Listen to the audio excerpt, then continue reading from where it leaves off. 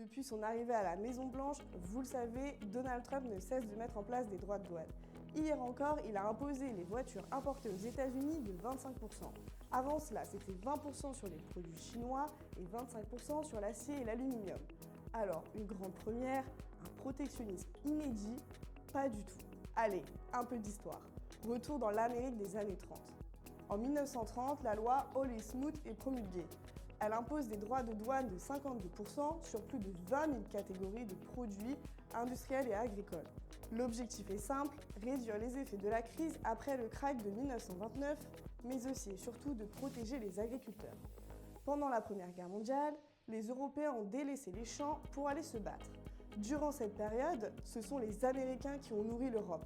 Mais une fois la guerre terminée, les Européens se sont remis à produire. C'est donc le président américain républicain Herbert Hoover qui signe la loi Hawley-Smoot sous la pression de son parti.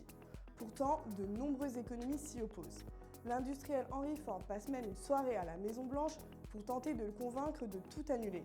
Mais rien ne change et le pire arrive, la guerre commerciale explose. De nombreux pays se mettent à leur tour à taxer. L'Espagne, l'Italie, la France ou encore le Canada. Résultat, les exportations américaines à destination de ces pays chutent de plus de 28%. Les pays se mettent donc à dévaluer leur monnaie et à mener des politiques de restriction budgétaire. De quoi aggraver la crise des années 30, la Grande Dépression. Bien évidemment, la situation économique est différente aujourd'hui. Au lieu de vouloir mener des politiques de restriction budgétaire comme dans les années 30, les Européens misent plutôt sur une relance de leur demande intérieure. L'Allemagne, par exemple, vient de débloquer des milliards pour financer sa défense et ses infrastructures. Ponts, autoroutes, chemins de fer. Autre différence avec les années 30, si Donald Trump veut mettre en place des droits de douane, c'est pour des questions géopolitiques, mais également pour rééquilibrer la balance commerciale des États-Unis avec ses partenaires. Mais la situation actuelle n'est pas sans rappeler l'escalade des taxes des années 30. Après les États-Unis, la Chine s'est également mise à taxer des produits américains.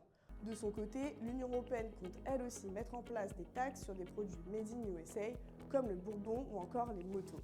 La mécanique d'une guerre commerciale est donc bel et bien enclenchée.